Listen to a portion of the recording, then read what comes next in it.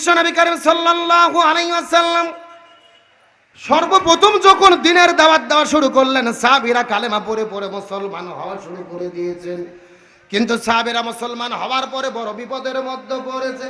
সন্তান ইসলাম ধর্ম গ্রহণ করার কারণে বাবা সন্তানকে ত্যায্য পুত্র করে বাড়ি থেকে বের করে দিয়েছে।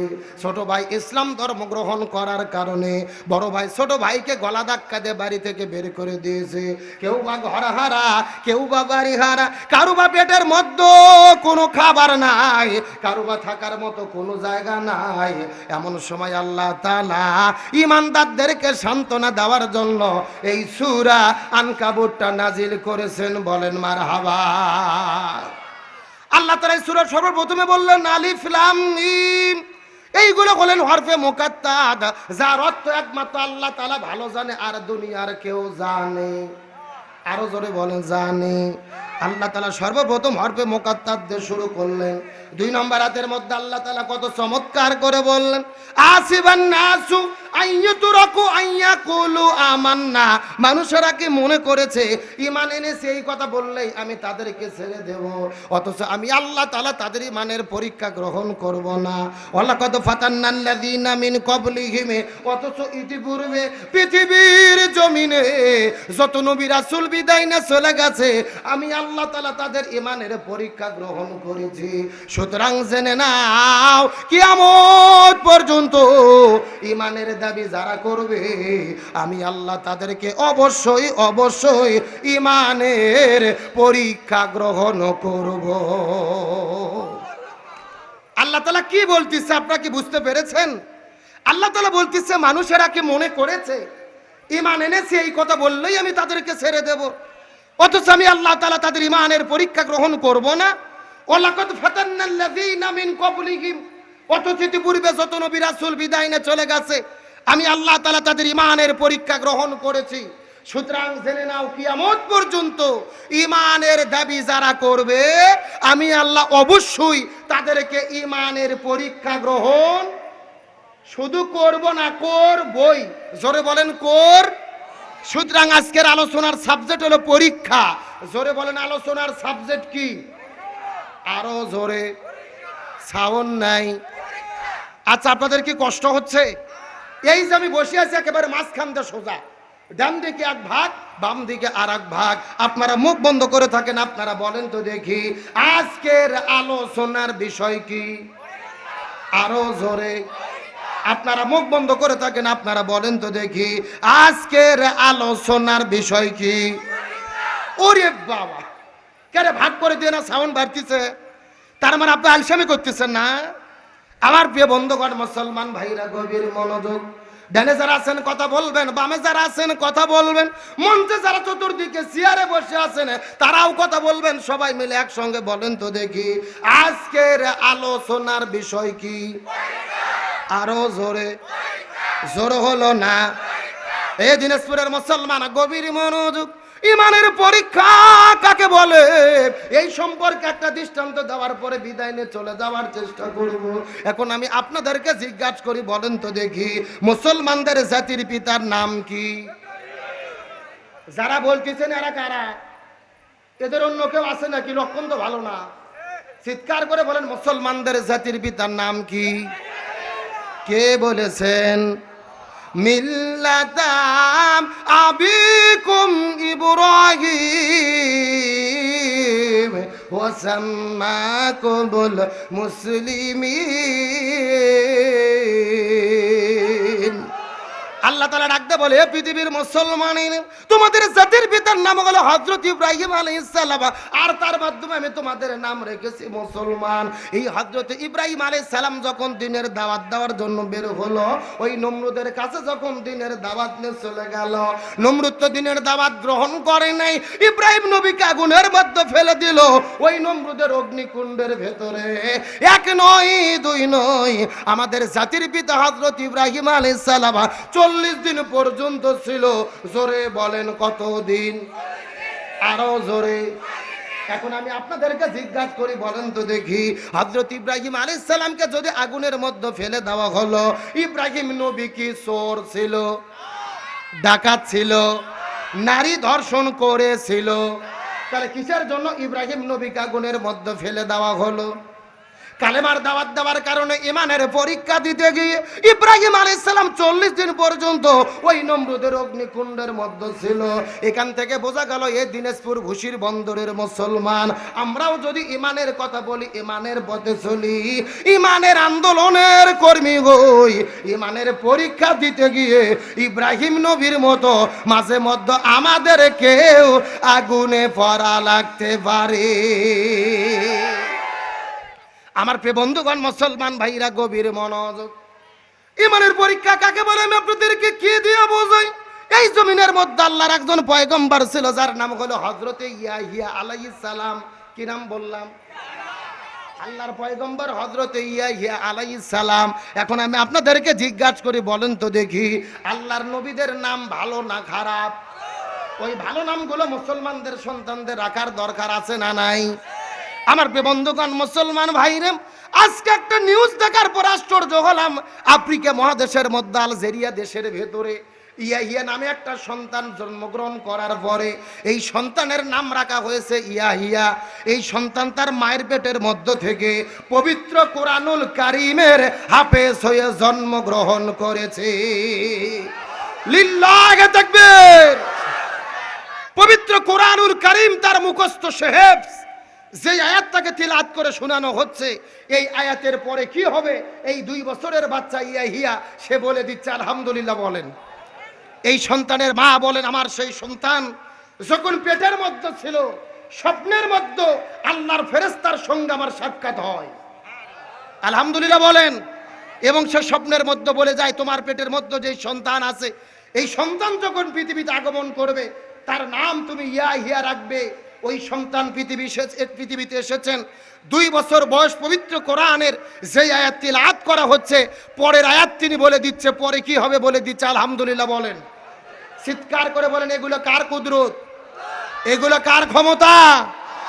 যেই সময় তামাম পৃথিবীতে কোরআনে আগুন জ্বালিয়ে দেওয়া হচ্ছে, ভারতে মুসলমানদেরকে হত্যা করা হচ্ছে, ফিলিস্তিনে মুসলমানদের গুলি করে হত্যা করা হচ্ছে, পবিত্র কোরআনের গায়ে আগুন জ্বালিয়ে দেওয়া হচ্ছে, ওই সময় আল্লাহ তাআলা গর্বের মধ্য থেকে সন্তানদেরকে কোরআনের হাফেজ বানাই আল্লাহ প্রমাণ করতে চায়। এই পৃথিবীর জালেম বাচ্চারা হাফেজদেরকে হত্যা করে কোরআনকে আগুন জ্বালিয়ে দিয়ে এই কোরআনকে পৃথিবী থেকে নিশ্চিহ্ন করতে পারবে না। কোরআন আমি আল্লাহ তাআলা নিজ কুদরতে হেফাজত করব। কথা বলেন ঠিক কিনা? সুতরাং বোঝা গেল কোরআনকে পৃথিবী থেকে নিশ্চিহ্ন করে দেওয়া যাবে। এজন্য সন্তানকে যদি ভালো করতে চান, গর্বের মধ্যে থেকেই যদি সন্তানকে খাঁটি ইমানদার বানাতে চান, আগে মাও ভালো হওয়া লাগবে। জোরে বলেন, কে ভালো হওয়া লাগবে? মাও পেটের মধ্যে সন্তান নিয়ে যদি কোরআন তিলাওয়াত করে, ওই সন্তান কোরআন তিলাওয়াত শিখবে। আর মাও পেটের মধ্যে সন্তান নিয়ে যদি স্টার জলসা জি বাংলার নাটক দেখে, সন্তান পৃথিবীতে আসার পরেই মাকে বলবে, মা তুমি হবা কেরন মালা আর আমি হব কটকটি। এ কথা কন না গা? তার মানে বোঝা গেল সন্তান ভালো করতে চাইলেই ভালো হবে না, সন্তান ভালো করতে গেলে আগে মাকে ভালো হতে হবে। এই জন্য দুনিয়ার সমস্ত মাদেরকে বলবো, গর্বের মধ্যে সন্তান নিয়ে নাটক সিনেমা দেখবেন না, বেশি বেশি কোরআন তিলাওয়াত করেন। তথাকথিত গল্পের কথা নয়, হযরত আব্দুল কাদের জিলানী রহমতুল্লাহ আলাইহির জীবনীর মধ্যে পাওয়া যায় তার মায়ের গর্ভ থেকে তিনি 18 পারা কোরআনের হাফেজ হয়েছিল। বলেন আল্লাহু আকবার। একটা কথা ভালো করে বুঝবেন, গর্বের মধ্য থেকে 18 পারা কোরআনের হাফেজ হলো। পুরো কোরআনের হাফেজ হলেই যে আল্লাহর ক্ষমতা বাড়লো, কোরআনের মর্যাদা বাড়লো, বিষয়টা এমন নয়। তবে বিষয় হলো আল্লাহ যদি চাই, আল্লাহ পারবে কি পারবে না? আল্লাহর কুদরত আছে না নাই? সুতরাং কোরআনের বিরুদ্ধে ষড়যন্ত্র করে কোনো লাভ হবে? তাহলে বলতেছিলাম আল্লাহর পয়গম্বর নাম কি ভুলে গেছেন নাকি আপনারা? হযরত ইয়াহিয়া আলাইহিস সালাম। আমার প্রিয় বন্ধুগণ, মুসলমান ভাইরা গভীর মনোযোগ। ইমানের পরীক্ষা কাকে বলে আমি আপনাদেরকে কি দিয়ে বোঝাই, কথাগুলো লক্ষ্য করে ভালো করে বোঝার চেষ্টা করবেন। এই ইয়াহিয়া আলাইহিস সালামের জামানার মধ্যে একটা জালেম বাদশা ছিল। জোরে বলেন, কি বাদশা? ওই জালেম বাদশা সুন্দরী সুন্দরী মেয়েদেরকে ধরার পরে ধর্ষণ করত। আল্লাহর পয়গম্বর হযরত ইয়াহইয়া আলাইহিস সালাম এই জালেমের জুলুমের আর ধর্ষণের বিরুদ্ধে কথা বলার কারণে এই জালেম তার সৈনিকদেরকে লিলিয়ে দিল ইয়াহইয়ার বিরুদ্ধে, তাকে জমিন থেকে বিদায় করে দেওয়ার জন্য। আল্লাহর পয়গম্বর হযরত ইয়াহইয়া আলাইহিস সালাম নামাজ পড়তে পড়তে মসজিদের ভেতরে নামাজের সিজদায় চলে গেছে। এমন সময় লক্ষ্য করে দেখা গেল রে, ওই জালেমের বাচ্চারা ওই নামাজের সিজদার ভেতরে ইয়াহইয়া আলাইহিস সালামের দেহ থেকে তার কাল্লাটাকে আলাদা করে ফেলেছে। তার শরীরের মধ্য থেকে রক্তগুলো বের হয়ে পুরো মসজিদটা রক্ত ডুবে চলে যায়। আমার বন্ধুগণ মুসলমান ভাইরা গভীর মনোযোগ, আল্লাহর কি কৃপা, আল্লাহর পয়গম্বর হযরত ইয়াহইয়া আলাইহিস সালাম, এর বাবা ছিল হযরত জাকারিয়া আলাইহিস সালাম, তিনিও আল্লাহর পয়গম্বর। সুবহানাল্লাহ বলেন। হযরত জাকারিয়া আলাইহিস সালামের কাছে যখন খবর পৌঁছে গেল আমার নিরপরাধ সন্তানকে বিদায় করে দেওয়া হয়েছে, হযরত জাকারিয়া আলাইহিস সালাম দৌড়ে দৌড়ে মসজিদে চলে গেল। জালেমদেরকে ডাকতে বলে, জালেমের বাচ্চারা আমার সন্তানকে কেন পৃথিবী থেকে বিদায় করে দিলে? ওই জালেমেরা ডাকতে বলে, এ জাকারিয়া রে, তোমার সন্তানটাকে তো বিদায় করেছে, এখন আমরা তোমাকেও বিদায় করে দিতে চাই। এই কথা বলার পরে জাকারিয়া নবীকে মারার জন্য পিছন দিক থেকে যখন তারা হামলা করলো, জাকারিয়া নবী দৌড়াই সামনে সামনে, এই জালেমেরা দৌড়াই পেছনে পেছনে। আল্লাহর পয়গম্বর জাকারিয়া দৌড়াইতে দৌড়াইতে বিশাল বড় একটা গাছের কাছে যখন চলে গেছে, ওই গাছটার তখন জবান খুলে গেল। ওই গাছটা ডাকতে বলে, আল্লাহর পয়গম্বর জাকারিয়া, আপনি যদি রাজি থাকেন আপনার জন্য আমি গাছ দুই ভাগ হয়ে যেতে চাই। লিল্লাহি তাকবীর। কে কথা বলেছেন? গাছের কথা বললেন, কথাগুলো বোঝার চেষ্টা করবেন। গাছের কথা শোনার পর হযরত জাকারিয়া আলাইহিস সালাম ওই গাছের মধ্যে ঢোকার জন্য যখন প্রস্তুতি গ্রহণ করলেন, গাছটা যখন দুই ভাগ হয়ে গেল, হযরত জাকারিয়া আলাইহিস সালাম যখন গাছের মধ্যে ঢুকবে, এমন সময় পেছন দিক থেকে শয়তান চাদর ধরে মারছে টান। জাকারিয়া নবীর দেহটা পুরো শরীরটা গাছের মধ্যে ঢুকেছে, ওই চাদরটা যখন একটু বের হয়ে আসে, ওই জালেমেরা দৌড়াইতে দৌড়াইতে যখন গাছের কাছে চলে আসলো, শয়তান ডাকতে বলে, জালেমের বাচ্চারা তোমরা কি আল্লাহর পয়গম্বর ইয়াহইয়াকে খুঁজতেছো নাকি? ওই জালেমেরা বলে হ্যাঁ। এমন সময় শয়তান ডাকতে বলে, জালেমেরা রে, তোমরা যদি আল্লাহর পয়গম্বর জাকারিয়াকে মারতে চাও, তাকে তো খোঁজাখুঁজি করার কোনো দরকার নাই। আল্লাহর পয়গম্বর জাকারিয়া গাছের মধ্যে ঢুকেছে, একটা কড়া টানার পরে ওই গাছটা দুই ভাগ করে ফেলো রে, তাহলে দেখতে পারবে ওই গাছটা দুই ভাগ হয়ে গেলে আল্লাহর পয়গম্বর জাকারিয়া পৃথিবী থেকে বিদায় নিয়ে চলে যাবে। এই কথা বলার পরে ওই জালেমের বাচ্চার একটা কড়া টানার পরে ওই গাছটা কাটতে কাটতে যখন দুই ভাগ করে ফেলল, ওই গাছটা দুই ভাগ হয়ে যাওয়ার পরে লক্ষ্য করে দেখা গেল আল্লাহর পয়গম্বর হযরত জাকারিয়া এই দুনিয়ার মধ্য থেকে বিদায় নিয়ে চলে গেল। এখন আমি আপনাদেরকে জিজ্ঞাসা করি, বলেন তো দেখি, এ বশির বন্দরের মুসলমান চিৎকার করে বলেন তো, এই যে আল্লাহর দুইজন পয়গম্বর হযরত ইয়াহইয়া আর হযরত জাকারিয়া আলাইহিস সালামকে এই জালেমের বাচ্চারা পৃথিবী থেকে বিদায় করে দিল, এই দুইজন নবী কি চোর ছিল, ডাকাত ছিল, নারী ধর্ষণ করেছিল?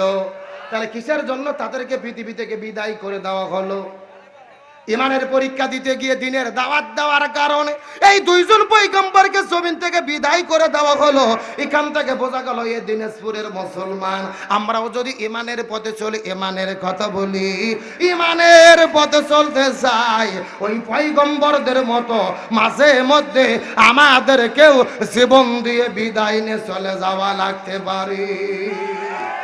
এখন আমি আপনাদেরকে জিজ্ঞাসা করি, বলেন তো দেখি, আপনারা কি ইমানের পরীক্ষা দিতে রাজি আছেন?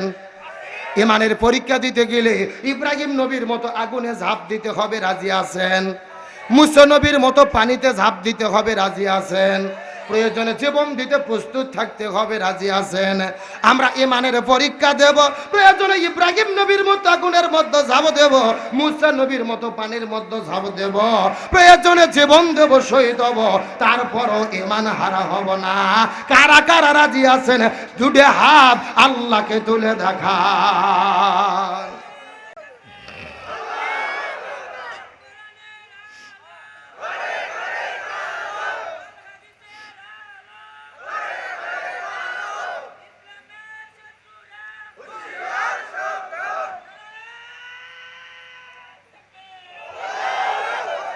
আলহামদুলিল্লাহ বলেন। আপনাদের কি কষ্ট হচ্ছে? মন খারাপ করতেছেন? তাহলে চিৎকার করে বলেন, কোরআনের পথে চললে বিপদ আছে না নাই? কিন্তু বর্তমানে বাংলাদেশে সবাই কি বিপদে আছে? কথা বলেন, সবাই বিপদে আছে। এই বাংলাদেশে ভণ্ড পীর আছে না নাই? কথা কয় না। আরে ভাই, আমি হক্কানি পীরের বিরুদ্ধে বক্তব্য দেই না, কিন্তু যেই পীর ভণ্ড তার বিরুদ্ধে কথা বলতেই হবে। বর্তমানে বাংলাদেশে 48,000 পীর, জোরে বলেন কয় হাজার? আর 48,000 পীরের ভেতরে অধিকাংশ পীর হলো ভণ্ড পীর। আর যেই রকম পীর ওই রকম জিকির আছে না নাই? আমি কি দুই একটা বলবো? আল্লাহর ওলি খাজা বাবা, বিশ্বের ওলি খাজা বাবা, ফরিদপুরের কেবলা জাগান, তোমার জন্য কান্দে বাবা, লক্ষ জাকের আওয়ান। এ কথা কন, কথা কন। দুই কান্দর দুই ফেরেশতা আছে না নাই? দুই ফেরেশতা কলম বার করে শুধু দাঁত দেখে কামড়াচ্ছে। আল্লাহ বলতেছে, কে ফেরেশতা তোমরা কলম দাঁত দেখে কামড়াও কেন? ফেরেশতারা বলতেছে, আল্লাহ আমরা তো বুঝতে পারিনি, লিখবো কি? এ কথা কন না কে রে? কোরআন হাদিসে কি হো হা কোথাকুতি কোনো জিকির আছে? এইরকম ভণ্ড বাংলাদেশের মধ্যে আছে না নাই? এ দিনাজপুরে মুসলমান গভীর মনোযোগ বোঝার চেষ্টা করবেন। এই যে বাংলাদেশের মধ্যে একটা জেলা আছে, যেই জেলার নাম হলো কুষ্টিয়া জেলা। জোরে বলেন, নাম কি? ওই কুষ্টিয়া জেলার মধ্যে একটা বাবা আছে, যেই বাবার নাম হলো বাবা লালন সাহ। এই লালন শাহর দরবারে গত 4 বছর আগে আমি পরিভ্রমণ করার জন্য গেছি। ওই বাবার দরবারে যাওয়ার পরে লক্ষ্য করে দেখি একটা পাগলের মতো লোক বসে আছে, যার মাথার মধ্যে হলো জট, পরনে পরে আছে চট, আর শরীরে পাঠার মতো গন্ধ, কাজতে যাওয়া যায় না। আস্তে করে যাওয়ার পরে লক্ষ্য করে দেখি কিছু মহিলা মানুষ যাওয়ার পরে ওই বাবার গাও ধরে টিপাটিপি করতেছে। এখন আমি আপনাদেরকে জিজ্ঞাসা করে বলেন তো দেখি, মেয়ে মানুষ যদি ছেলে মানুষের গায়ে হাত দেয়, লক্ষণ ভালো না খারাপ? এখন বলে তো, মেয়ে মানুষ যদি ছেলে মানুষের গায়ে হাত দেয়, ওই ছেলে মানুষ কি ঠিক থাকতে পারবে? সব জায়গা যদি ঠিক থাকে, অন্তত একটা জায়গা ঠিক থাকবে না, যদি সে হিজড়া না হয়। এ যুবকেরা কথা বলো। আমি ডাকতে বলো, মেয়ে পাগল মহিলারা তোমাদের কি হলো? পাগলের গাও ধরে কেন টিপাটিপি করতেছো জানতে চাই। আমাকে ডাকতে বলে, হুজুর এটা পাগল নয়, এইটা হলো আল্লাহর ওলি। কিসের ওলি? এখন বলেন তো দেখি, পরীক্ষা করে দেখার দরকার আছে না নাই? আমি কিছুক্ষণ পরে লক্ষ্য করে দেখলাম এই কথিত আল্লাহর ওলিটা প্রসব করার জন্য গেল, আমিও তার পেছনে পেছনে গেলাম। যাওয়ার পরে লক্ষ্য করে দেখি বাবা পেশাব করেছে, কিন্তু পেশাব করার পরে পানি ব্যবহার করে। আমি আস্তে করে যাওয়ার পরে ডাক দিয়ে বললাম, বাবা আপনি পেশাব করলেন, পানি কেন ব্যবহার করলেন না? আমাকে ডাক দিয়ে বলে, হুজুর আপনি শরীয়তের হুজুর, মারে ফত বুঝবেন না। আমি বলে, শরীয়তের হুজুর, মারে পথ বুঝবো না। আমি ডাকতে বললাম, হুজুর আপনি বুঝে দিলেই তো বুঝবার পারবো, আপনি বুঝে দিলেই তো বুঝবার পারবো, দয়া করে বলেন তো দেখি কেন পানি ব্যবহার করলেন না? আমাকে ডাকতে বলে, হুজুর আপনি কি জানেন এই পানি কোন পানি? আমি বললাম, এই পানি কোন পানি? বলে, নবীর নাতি ইমাম হোসাইন ওই কারবালার প্রান্তরে পানি পানি বলে চিৎকার করে বিদায় নিয়ে চলে গেল। একটা ফোঁটা পানি নবীর নাতিকে দেওয়া হলো না। যেই পানি বাগেরে নবীর নাতি ইমাম হোসাইন ওই কারবালার প্রান্তরে শহীদ হয়ে চলে গেল রে, আমি ওই পানি আমার এই জায়গায় ঠেকাবো না। কি বুঝতে পারছেন? আমি তখন ডাকতে বললাম, হে কথিত আল্লাহর ওলি নবীর নাতি ইমাম হোসেন কারবালার প্রান্তরে পানি না খাওয়ার কারণে, পানি না পাওয়ার কারণে আপনি যদি সামনের জায়গায় পানি না ঠেকান, আমার কথা হলো আপনি পায়খানা করার পরে পেছনেও পানি ঠেকাতে পারবেন না। এ কথা বলেন। এরা করে জাতে মাতাল, কিন্তু তালে ঠিক। জাতে মাতাল। এইরকম ভণ্ড বাংলার জমিন আছে না নাই? আর আবার মাঝে মধ্যে গান গায়, কি রমান কাতিবিন রুজগার সরের দিন, মওলার কাছে যদি করে অভিযোগ, আমি বলবো দুনিয়ায় ছিলাম ন্যাংটা বাবার লোক। কি বাবা, একেবারে বাস্তব বলতেছি, বাস্তব। গত 4 বছর আগে আমি মাহফিলে গিয়েছি কুমিল্লা জেলার চাঁদপুর জেলার মতলব থানা। ওখানে যাওয়ার পরে কিছু লোক ভাবছেন আমাকে এসে বলতেছে, হুজুর আমাদের এখানে ন্যাংটা বাবা আছে, হুজুর দেখতে যাবেন? আমি বললাম দেখা তো যায় না, জোর করে নিয়ে গেছে। যাই দেখি বাবার অবস্থা একেবারে পাও থেকে শুরু করে মাথা পর্যন্ত সফান সফা।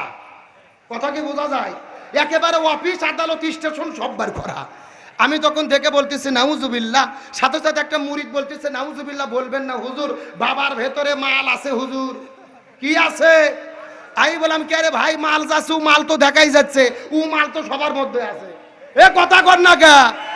আমার তো মনে বলে এই সমস্ত বাটপারদেরকে জুতো আর ঝাঁটা পিটা করে বিদায় করা দরকার। কিন্তু মনের মধ্যে বড় কষ্ট, এই রকম ভণ্ডামি যারা বাংলাদেশে করতেছে এদের কোনো বিপদ বাংলাদেশের মধ্যে নাই। কিন্তু কোরআনের কথা যারাই বলেছে, হাদিসের কথা যারাই বলেছে, 50 বছর কোরআনের তাফসীর করে 13 বছর খাসাই বন্দি থেকে বিদায় নিয়েছে। তার মানে বোঝা গেল ভণ্ডামি করলে কোনো বিপদ হয় না, হক কথা বললে বিপদ। এ মুসলমানের আলোচনা কি চলবে? কারা কারা চলবে হাত তোলেন তো দেখে। লিল্লাহে তাকবীর। আজকের মাহফিল চলছে চলবে, দিনাজপুরের মাহফিল, ভুশিবন্দরের মাহফিল কতক্ষণ চলবে? সারা রাত। এটা কি হুজুর মারা ওয়াজ নাকি? সারা রাত আপনারা থাকেন, আমিও থাকবো না, আমার চাচা বজরুল রশিদও থাকবে না। তবে আলোচনা যেহেতু শুরু হয়েছে, ঘন্টা 2-3 টাইম দেওয়া যাবে ইনশাল্লাহ। আলোচনা চলছে। আমার প্রিয় বন্ধুগণ, মুসলমান ভাইরা গভীর মনোযোগ। এই বাংলাদেশে ভণ্ডদের উৎপাত কাকে বলে ভালো করে লক্ষ্য করবেন। এই বাংলাদেশের একজন অন্যতম ইসলামিক স্কলার, বাংলাদেশের সম্পদ, যার নাম হলেন শায়েখ আহমদুল্লাহ হাফিজ্জাহুল্লাহ। আরো ধরে বলেন। সাম্প্রতিক তার একটা ফতোয়াকে কেন্দ্র করে, তার একটা আলোচনাকে কেন্দ্র করে বাংলাদেশে তুমুল আলোচনা সমালোচনা চলছে। শায়েখকে জিজ্ঞেস করা হয়েছিল একটা প্রশ্ন, সেই প্রশ্নের উত্তর দিতে গিয়ে তিনি বলেছে 40 বছর বয়সে রাসূলের নবুয়ত প্রকাশ পেয়েছে, 40 বছরের আগে তিনি নবী ছিলেন না। এই আলোচনাকে কেন্দ্র করে পুরো বাংলাদেশের মধ্যে তোলপাড়। বিশেষ করে বাংলাদেশের একজন আলোচক মুফতি গিয়াসউদ্দিন আত-তাহিরি শায়েখ আহমদুল্লাহ হুজুরের বিরোধিতা করতে গিয়ে এক মাহফিলে গিয়ে বলেছে শায়েখ আহমদুল্লাহ হুজুরের 2 গালে জুতো মারো তালে তালে। জোরে বলেন নাউজুবিল্লাহ। আমি একটা কথা সুস্পষ্ট করে বলতে চাই, আলোচক বোন যখন আলোচনা করেন, আলোচনার মধ্যে কম বাড়া হতে পারে, ভুল ভ্রান্তি হতে পারে, কিন্তু শায়েখ আহমদুল্লাহ হুজুরকে গিয়াসউদ্দিন তাহিরির মাহফিল থেকে জুতো মারার স্লোগান তোলা হয়েছে। আমরা তাহিরিকে বলতে চাই, এর জন্য যদি তুমি ক্ষমা না চাও, এই জুতো তোমার গালেই পড়তে পারে। তার কারণ কি লক্ষ্য করে ভালো করে বুঝবেন। তার আলোচনার মধ্যে বলতে গিয়ে শায়েখ আহমদুল্লাহ হুজুরকে কাফের বলে ফতোয়া দিয়েছে, কুফুরির ফতোয়া দিয়েছে, তাকে বলেছে কাজ্জাব, তাকে বলেছে দাজ্জাল, তাকে বলেছে রাসূলের দুশমন। খুব ভালো করে বুঝবেন, শায়েখ আহমদুল্লাহ হুজুর নবী নয়, রাসূল নয়, ফেরেশতা নয়। আলোচনায় ভুল হতে পারে, আপনি ভুলের সমালোচনা করেন, দলিল দিয়ে কথা বলেন, কিন্তু তাকে আপনি কাজ্জাব বলবেন, দাজ্জাল বলবেন, 48 ঘন্টার আলটিমেটাম দেবেন, 24 ঘন্টার আলটিমেটাম দেবেন, তার বিরুদ্ধে মামলা দেবেন, এটা বাংলাদেশের মুসলমানরা সহ্য করতে পারবে না। শায়েখ আহমদুল্লাহ হুজুরের একটা ফতোয়াকে কেন্দ্র করে, আলোচনাকে কেন্দ্র করে আপনি মামলা করতে যাচ্ছেন। আমরা তাহিরি ভাইকে মনে করে দিতে চাই, 1 বছর আগে আপনি একটা গান বলেছিলেন, আল্লাহর ধন রাসূলকে দিয়ে আল্লাহ গেল গায়েব হয়ে। নাউজুবিল্লাহ কোন? রাসূলের ধন খাজাই পাইয়া শুয়ে আছে আজমিরেতে, কেউ ফেরে না খালি হাতে খাজা বাবার দরবার থেকে। নাউজুবিল্লাহ কোন? এই যে তিনি বললেন আল্লাহর ধন রাসূলকে দিয়ে আল্লাহ গেছে গায়েব হইয়া, এই কথা বললে কি মান থাকে? সরাসরি আল্লাহর অস্তিত্বকে অস্বীকার করা হয়, আল্লাহর সঙ্গে কুপুরি করা হয়, রাসূলের সঙ্গে কুপুরি করা হয়। আমরা তাহিরিকে বলতে চাই, শায়েখ আহমদুল্লাহ হুজুরের বিরুদ্ধে যদি তুমি একটা মামলা করো, এই শিরিকের গান বলার জন্য বাংলাদেশের 64 জেলা থেকে তোমার জন্য 100টা মামলা করা হবে। তার কারণ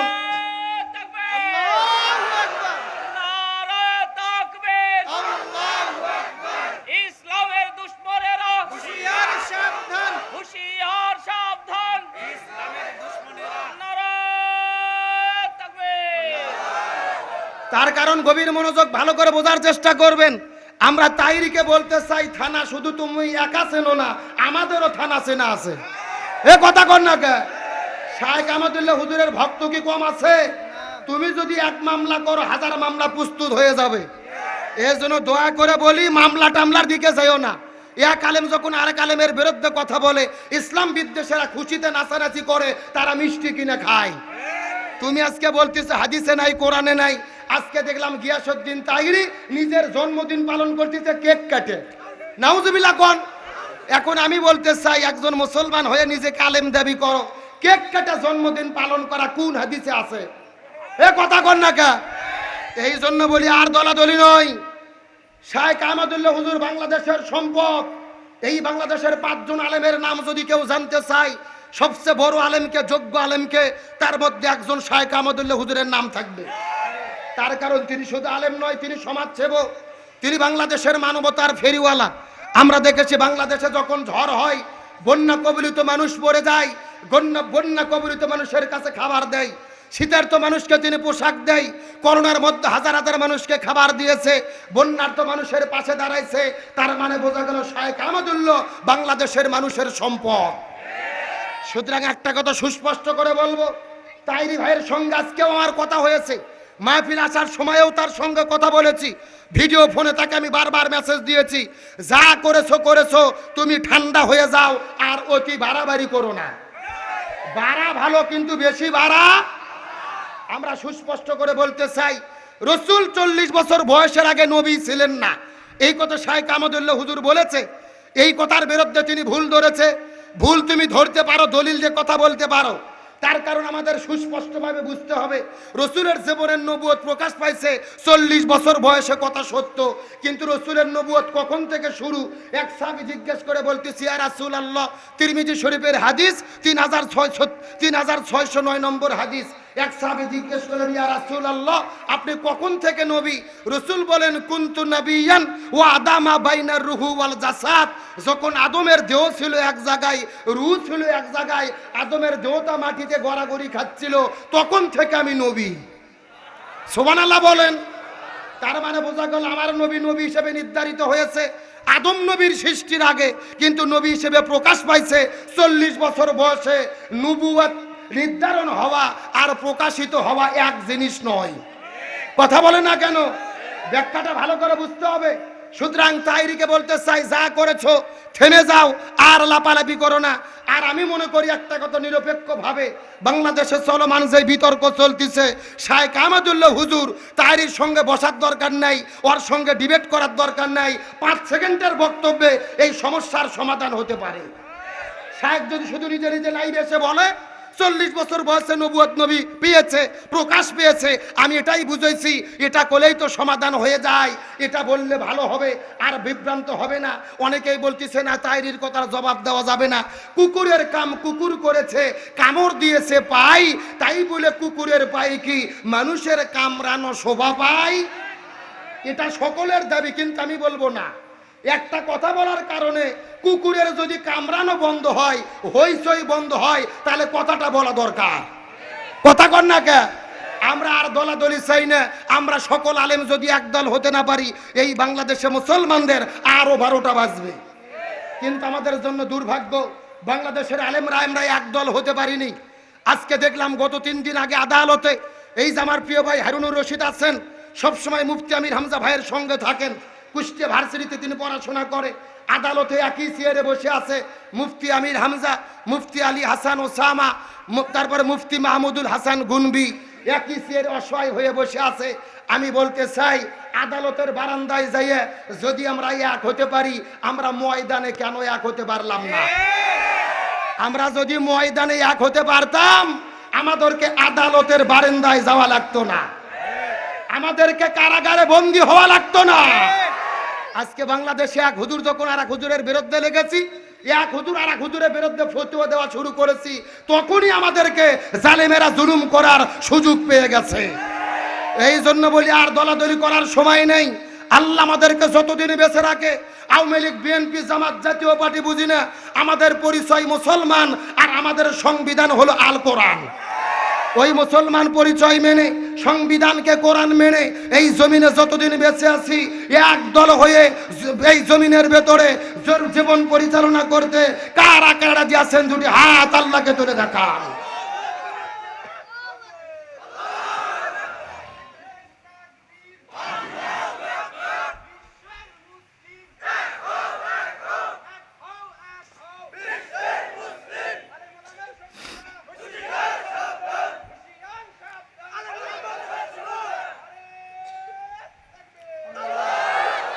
আল্লাহ কবুল করুক, বলেন আমিন। আপনাদের কি কষ্ট হয়? আলোচনা কি চলবে? তাহলে চিৎকার করে বলেন আজকের আলোচনার বিষয়টা কি? আরো জোরে বলেন। আমার প্রিয় বন্ধুগণ, মুসলমান ভাইরা গভীর মনোযোগ। ইমানের পরীক্ষা কাকে বলে আমি আপনাদেরকে কি দিয়ে বোঝাই। আমার নবী যখন দিনের দাওয়াত দেওয়ার জন্য বাড়ি থেকে বের হয়ে যখন দিনের দাওয়াত দেওয়া শুরু করলো, আমার নবীজি দিনের দাওয়াত দেওয়ার কারণে আমার নবীজিকে তারা একটা জেলখানার মধ্যে বন্দী করলো। যে জেলখানার নাম হলো শিবে আবু তালিব। কি নাম বললাম? ওই শিবে আবু তালিব নামক জেলখানার ভেতরে আমার নবীকে 3.5 বছর পর্যন্ত বন্দী করে রাখা হলো। এই দুনিয়ার মধ্যে এমন কোন জেলখানা নাই যে জেলখানা দিনে অন্তত একবার দুইবার খাবার দেওয়া হয় না। অথচ আমার নবীকে তার এমন একটা জেলের মধ্যে বন্দী করেছে, দিনের পরে দিন যায়, মাসের পরে মাস যায়, আমার নবীজি সাহাবীদেরকে খাবার দেওয়া হয় না। আমার নবী সাহাবীরা খাবার না পেয়ে গাছের পাতাগুলো ছিঁড়ে ছিঁড়ে খেয়ে। এখন আমি আপনাদেরকে জিজ্ঞাসা করি, বলেন তো দেখি, আমার নবীকে যে জেলের মধ্যে বন্দী করে রাখা হলো, আমার নবীজি কি চোর ছিল, ডাকাত ছিল, নারী ধর্ষণ করেছিল? তাহলে কিসের জন্য আমার নবীজিকে জেলের মধ্যে বন্দী করে রাখা হলো? কালেমার দাওয়াত দেওয়ার কারণে, ইমানের কথা বলার কারণে। এখান থেকে বোঝা গেল দিনাজপুরের মুসলমান আমরাও যদি ইমানের কথা বলি, ইমানের পথে চলি, ইমানের আন্দোলন করতে যাই, আমাদের নবীর মতো মাঝে মধ্যে আমাদেরকেও জেলে বন্দী হওয়া লাগতে পারে। আজকে বর্তমানে আমরা মুসলমান হলাম সুবিধাবাদী মুসলমান। বিপদ আছে যেখানে আমরা সেই দিকে যাই না, যেই দিকে ম্যাপ দেখি ওই দিকে ছাতা ধরি। এরকম মুসলমান আছে না নাই? আচ্ছা, পর্দার অন্তরালে কি মা বোনের আছে? আমার প্রিয় বন্ধুগণ, মুসলমান ভাইরা গভীর মনোযোগ। কমিটি আমাকে বলেছে, হুজুর আপনি মা বোনদের জন্য গল্প করে কিছু মাঝে মধ্যে আলোচনা করবেন, কথাগুলো সুন্দর করে বলার চেষ্টা করবেন। আমার নবী মেরাজের রজনীতে সর্বপ্রথম যখন জান্নাতটা পরিভ্রমণ করতে গেলেন, ওই জান্নাত পরিভ্রমণ করার পরে জাহান্নামে চলে গেল। ওই জাহান্নামের পরে যাওয়ার পরে লক্ষ্য করে দেখে মহিলাদের আগুন দিয়ে দাউ দাউ করে জ্বালানো হচ্ছে। এই দৃশ্য দেখার পরে আমার নবী পৃথিবীতে আসার পরে ফাতেমার সঙ্গে যখন নবীজির দেখা হয়ে গেল, আমার নবীজি মনটা খারাপ করে বসে আছে। ফাতেমা ডাকতে বলে, বাবা আপনি কেন মন খারাপ করে বসে আছেন জানতে চাই। রাসূল বলে, ফাতেমা রে, আমার মনটা খারাপ করে থাকার কারণ হলো আমি জাহান্নামের ভেতরে দেখেছি অধিকাংশ মহিলারা জাহান্নামে যাবে। অধিকাংশ মহিলা যাবে কোথায়? এই কথা শোনার পরে ফাতেমা কান্না করতে করতে বলবো, অধিকাংশ মহিলা জাহান্নামের মধ্যে যাবে। কিন্তু অধিকাংশ মহিলা কেন জাহান্নামের মধ্যে যাবে বলেন তো দেখি। এমন সময় রাসূল বলে, ফাতেমা রে, অধিকাংশ মহিলা জাহান্নামে যাবে, এর পেছনে অনেকগুলো কারণ রয়েছে। তার ভেতরে প্রধানত কারণ হলো 2টা। জোরে বলেন কয়টা? আরো জোরে। ফাতেমা জিজ্ঞেস করে বলে, বাবা কোন 2টা কারণে মহিলারা জাহান্নামে যাবে? রাসূল বলেন, তার মধ্যে প্রথম নম্বর কারণ হলো যেই মহিলাগুলো মাথার চুলগুলো বের করে, আজরা পাজরা বের করে বেপরদা অবস্থায় রাস্তাঘাটে ঘোরাফেরা করে, এই সমস্ত মহিলাগুলো জাহান্নামে যাবে। তার মানে বোঝা গেল বেপরদা নারী যারা জাহান্নামে যাবে। এ শূন্যস্থান পূরণ বোঝেন না? চিৎকার করে বলেন, বেপরদা নারী যারা। আরো জোরে বলেন, বেপরদা নারী যারা। এখন বলেন তো দেখি, দিনাজপুর জেলায় বেপরদা নারী আছে না নাই? আমি কি কিছু বলবো? এই যুগের নারীদের ধরন বলিতে লাগে শরম সকালবেলা, আর সকালবেলা বোরকা পরে, বিকাল বেলা ওড়না নাই। দাদা ভাই, ডিজিটাল দেশ বুঝি এটাই। এ কথা কোন? দেখবেন সকালে এমন ভাবে বোরকা পরেছেন আর কোনো বুদ্ধি, আবার বিকেলে বোরকা তো দূরের কথা, আপনার শরীরে ওড়না পর্যন্ত থাকে না, এইরকম মহিলা আছে না নাই? আর ওড়না যদি দেয়, আমার দিকে তাকান, এরকম ওড়না শুধু হাতের মধ্যে নিয়ে এইরকম পেঁচাই পেঁচাই পেঁচাই পেঁচে পেঁচে পেঁচে পেঁচে একেবারে লম্বা করে চেকন করে গলার মধ্যে দিয়ে পিছন দিক দিয়ে ফেলে দেয়, আছে না নাই? আচ্ছা বলেন তো, পিছনে ঢাকার কি কিছু আছে? এগুলো পর্দা না বাটপারি? আরে নারী হলো ঘরের শোভা, স্বামীর সেবা করে। এখন উল্টো দেখি স্বামীরা, উল্টো দেখি নারীরা সব স্বামী কি ধরে মারে। এ ঠিক? কারা কারা বইয়ের হাতে মার খাচ্ছেন হাত উঠান তো দেখি। এ উঠান উঠান। ওই যে একজন আল্লাহর ওলি রে, আমার ভাইরা আমার দিকে তাকানো, ওই একজন না, অধিকাংশ স্বামী দিনে কিংবা রাতে বইয়ের কাছে মার খেয়ে বসে আছে, কিন্তু লজ্জাতে কিছু বলে না। কতক্ষণ ঠিক কিনা? কিন্তু আমাদের সমাজে যেরকম স্বামীকে মারা বউ আছে, একই রকম ভাবে বউকে মারা স্বামী আছে না নাই? এমনও স্বামী আছে বউ গরুর মতো পিটে। জোরে বলেন কিসের মতো? হাতের মধ্যে একটা লাঠিনে বউ মারা শুরু করছে, বউ মার সহ্য করতে না পারে বলছে আব্বা। পরের দিনে শয়তান হুজুরকে ফোন দিয়ে বলতেছে, হুজুর বউ তো আব্বা বলছে, ফতুয়া কি? আমি বললাম ফতুয়া পরে, আগে তোর বাটাম ফাটাতে হবে। এ কথা কর না গা। তার কারণ বলেন তো দেখি, বউ কি মারা যাবে? হে, কে বলে মারা যাবে না? বউকে কখন কখন মারা যাবে আমি কি বলবো? আমার দিকে তাকান, বউ যদি শরীয়ত বিরোধী কাজ করে, ইসলাম বিরোধী কাজ করে, জেনা ব্যভিচার করে, তখন বউকে মারা যাবে। এখন মারবেন কোথায় কোথায়? আমার দিকে তাকান।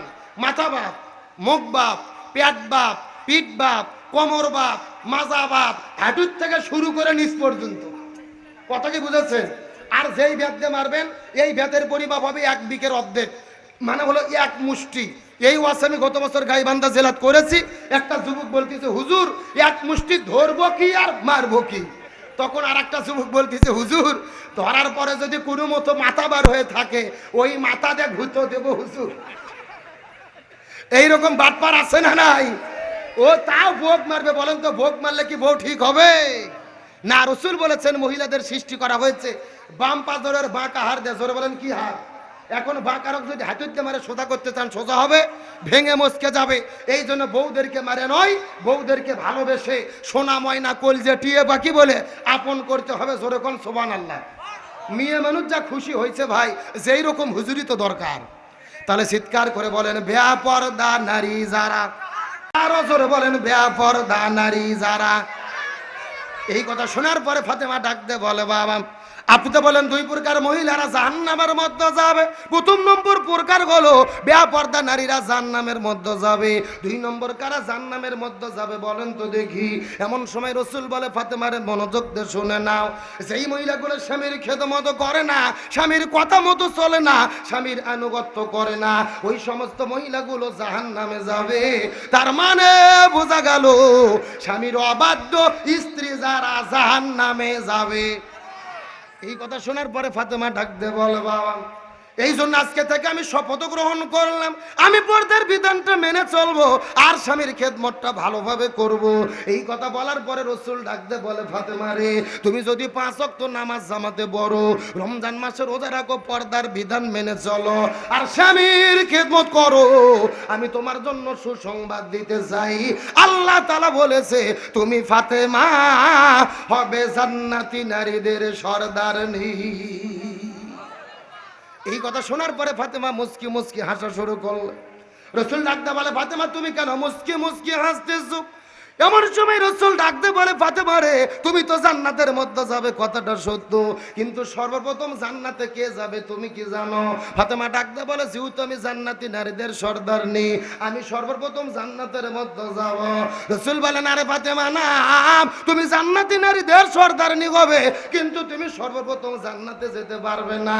সর্বপ্রথম যিনি জান্নাতের মধ্যে যাবে তার পরিচয় হলো একটা কাটুরিয়ার বিবি, যার নাম হলো উম্মে জামিলা। নাম হলো জামিলা। জোরে বলেন নাম কি? আরো জোরে। এই কথা বলার পর ফাতেমার মনটা খারাপ হয়ে গেল। রসুলকে ডাকতে বলেন, বাবা আমার আগে জামিলা কেন জান্নাতে যাবে? আপনি একটু দোয়া করে বলেন তো দেখি। এমন সময় রসুল ডাকতে বলে, ফাতেমা রে, তোমার আগে জামিলা কেন প্রথম জান্নাতে যাবে? এটা যদি জানতে চাও আমাকে প্রশ্ন করার দরকার নাই। উমুক জঙ্গলের মধ্যে চলে যাও, উমুক জঙ্গলের ভেতরে উমুক পাহাড়ের পাদদেশে উম্মে জামিলার বাড়ি। উম্মে জামিলার বাড়িতে যেয়ে তদন্ত করে দেখো উম্মে জামিলা কেন সর্বপ্রথম জান্নাতে যাবে। এই কথা বলার পরে পরের দিন সকালবেলা ফাতেমা বাড়ির মধ্য থেকে বের হওয়ার পরে আস্তে করে যাইতে যাইতে জামিলার ঘরের দরজায় যাওয়ার পরে বাইরে থেকে ডাকতে বলে, বোন আমার জামিলা ঘরের দরজা খোলো। ভেতর থেকে জামিলা ডাকতে বলে, কে ডাকে? ফাতেমা ডাকতে বলে, আমি নবীর মেয়ে ফাতেমা। এই কথা শোনার সঙ্গে সঙ্গে ওই ঘরের মধ্য থেকে জামিলা অজর নয়নে কান্না করা শুরু করেছে। ফাতেমা ডাকতে বলে, বোন আমার জামিলা তুমি কেন কান্না কর? জামিলা ডাকতে বলে, বোন আমার ফাতেমা রে, আমার কান্না করার কারণ হলো আমি নবীর মেয়ে ফাতেমাকে একটা বার সরাসরি দেখতে চাই। কাকে সরাসরি দেখতে চাই? ফাতেমাকে। ফাতেমা এখন কোথায় দাঁড়িয়ে আছে? তার ঘরের দরজায়। ফাতেমা ডাকতে বলে, বোন আমার জামিল, আমাকে যদি সরাসরি একটা নজর দেখতে চাও তোমার তো কান্নাকাটি করার কোনো দরকার নেই, ঘরের দরজা খুললেই তো তুমি আমাকে দেখতে পারবা। জামিলা ডাকতে বলে, বোন আমার ফাতেমা মনে কষ্ট নেবেন না, ঘরের দরজা খুললেই আপনাকে দেখতে পারবো, কিন্তু আপনাকে দেখা করার মতো কোনো সুযোগ নাই। আমার স্বামী জঙ্গলে জঙ্গলে কাঠ কাটে, সকালবেলা বাড়ি থেকে বের হওয়ার পরে সন্ধ্যা পর্যন্ত কাঠ কাটার পরে সন্ধ্যায় বাজারে বিক্রি করার পরে টাকা জোগাইয়া বাজার করে আমার স্বামী বাড়িতে সন্ধ্যায় ফেরে, তারপরে ঘরের দরজা খুলি। ও নবীর মেয়ে ফাতেমা মনে কষ্ট নেবেন না, আপনি যদি আমার সঙ্গে দেখা করতে চান আজকের মতো ফেরত চলে যান, আগামীকালকে আবার একটু কষ্ট করে আমার বাড়িতে আসবেন। আমার স্বামী যখন বাড়ির মধ্যে ফিরবে আপনার সঙ্গে দেখা করার অনুমতি নেব, অনুমতি নেওয়ার পরে আপনার সঙ্গে দেখা করব।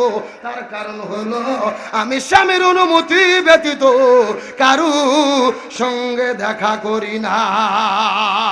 লিল্লাহ তাকবীর। স্বামীর অনুমতি ব্যতীত কারোর সঙ্গে দেখা করি। এখন চিৎকার করে বলেন, আমাদের বৌজিরা দেখা করে কি করে না? এ কথা কর না কে? আজকে মনের মধ্যে বড় কষ্ট লাগে। কাদেরকে দোষ দেবেন? এই বাংলাদেশের কিছু হুজুর বের হয়েছে, প্রেম বিশেষজ্ঞ হুজুর। কি বিশেষজ্ঞ? প্রেম বিশেষজ্ঞ লিপস্টিক হুজুর। তারা হলো আজারির কপি। ঘরের মধ্যে বসে থেকে বক্তব্য দিচ্ছে। গতকালকে দেখলাম একজন বক্তব্য দিচ্ছে যে তোমার গার্লফ্রেন্ড যদি এসএসসি এক্সামে ফেল করে কোনো টেনশন নেই, তুমি তোমার গার্লফ্রেন্ডকে বলে দাও যে তুমি তোমার ড্যাডিকে বলো স্টেট কার্ড যে ড্যাডি আমি ফেল করেছি, আর বসে থাকতে পারবো না, আমার বয়ফ্রেন্ডের সঙ্গে আমাকে বিয়ে দিয়ে দাও। জোরে কোন সুবহানাল্লাহ। আপনারা বলতেছেন নাউজুবিল্লাহ।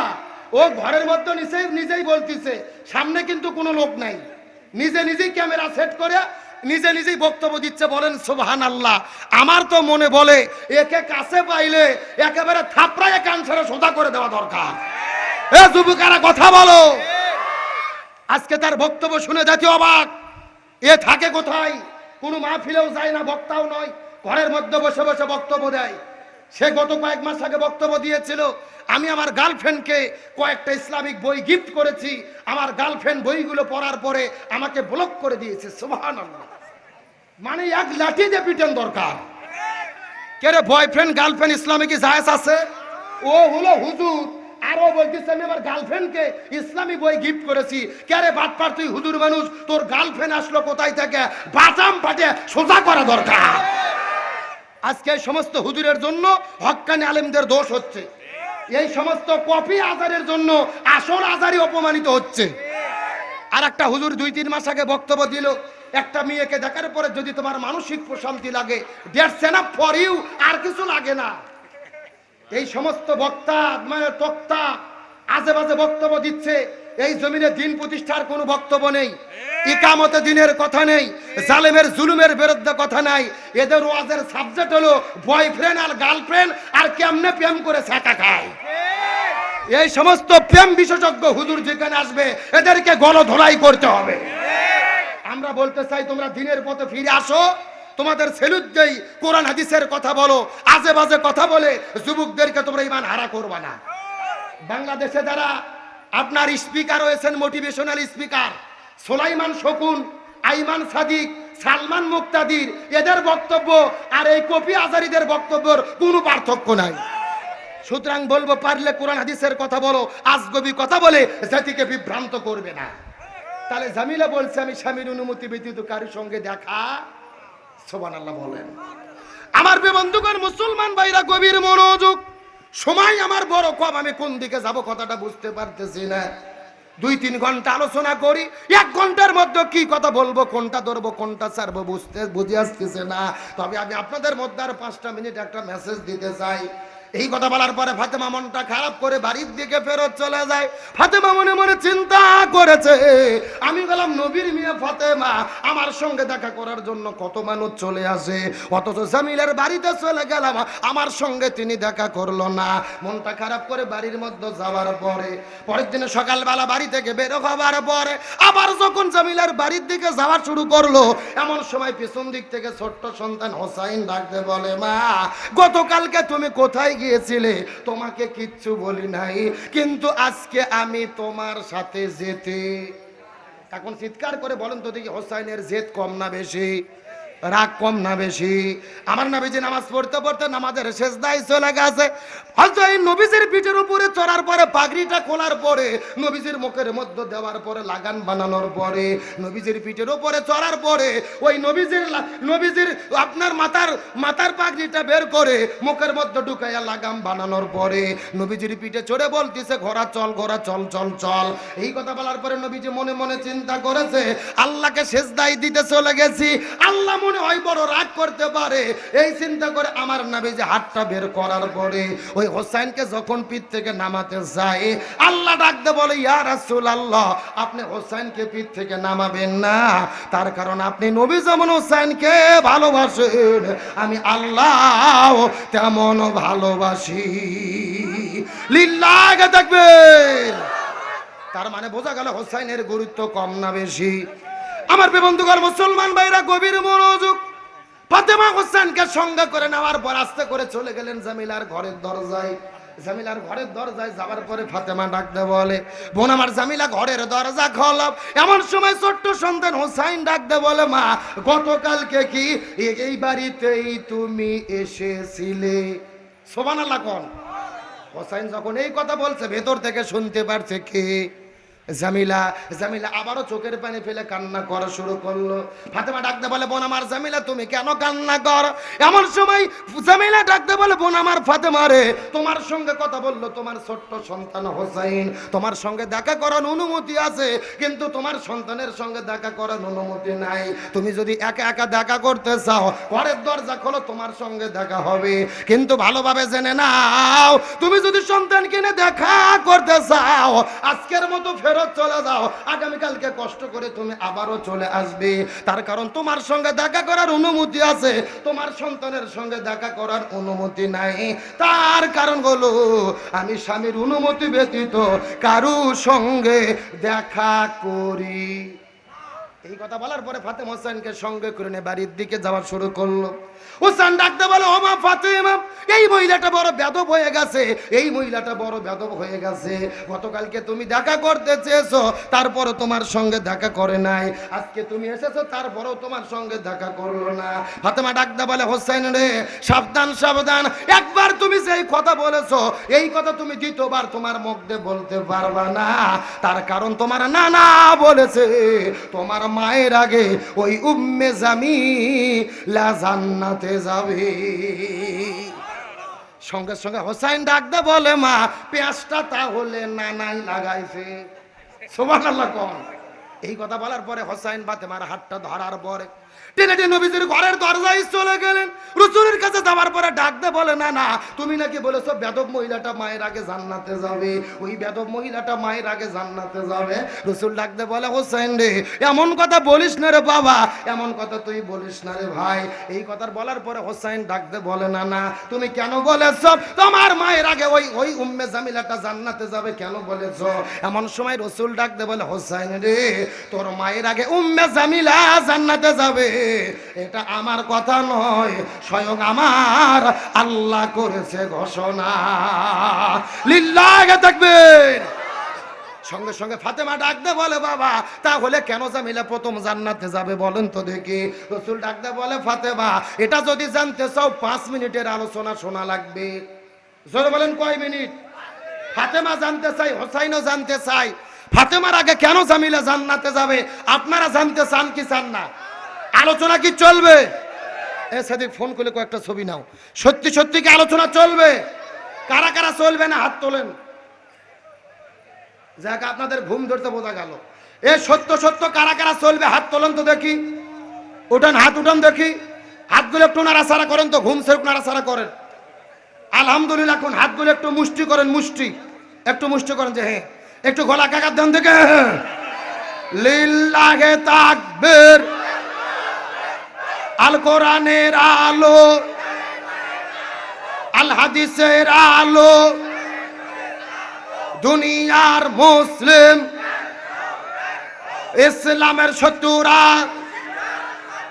কোরআন আছে যেখানে, হাদিস আছে যেখানে, লিল্লাহে তাকবীর। এই ছেলে মঞ্চ থেকে ছবি নাও, ফোন নিয়ে আসো। আপনাদেরকে রাগ করতেছেন? আলোচনা কি চলবে? আমি শুনেছি আপনাদের এই মাহফিলটা 15 দিন 20 দিন আগে হওয়ার কথা ছিল। মুফতি আমির হামজা ভাই আসার কথা ছিল। কথা কি ঠিক? উনি আসে নাই, মাহফিল হয় নাই। কেন হয় নাই আপনারাই ভালো জানেন, আমি সেই প্রসঙ্গে যাব না। কিন্তু আজকে মাহফিল হচ্ছে, আপনারা খুশি না বেজার? আপনাদের আজকের মাহফিলে যিনি সম্মানিত সভাপতি, প্রধান অতিথি, বরেণ্য অতিথি যারা রয়েছেন, তারা সবাই মাদ্রাসার সম্মানিত হুজুরকে, আমার হাফেজ শাহিনুর আলম ভাইকে বলেছেন তুমি মাহফিল করো, আমরা সহযোগিতা করবো। আলহামদুলিল্লাহ বলেন। তাহলে আজকের মাহফিল হওয়াতে খুশি না বেজার? কারা কারা বেজার হাত তোলেন। আলহামদুলিল্লাহ। এই মাহফিল প্রতি বছর হোক, আপনারা চান কি চান না? এই মাহফিলের পক্ষে কারা কারা আছেন একটাবার হাত তোলেন তো দেখি। আর একটাবার কষ্ট হাত তোলেন, চিৎকার করে বলেন ইয়া রাব্বাল আলামিন। আজকের মাহফিলকে আপনি কবুল করে নেন। এই মাহফিলের ওসিলা করে আমাদের সবাইকে মাফ করে দেন।